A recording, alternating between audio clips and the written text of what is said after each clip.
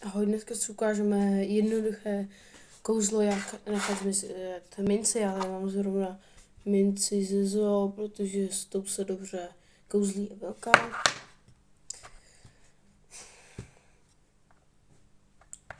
Vezmeme minci a ukážeme, že ji máme, divákovi, že ji máme v ruce.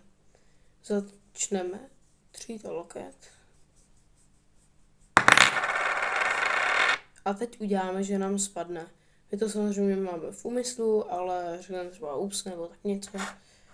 V této chvíli my si schazujeme do klína a už ji tam nemáme, ale to divákovi neukáže.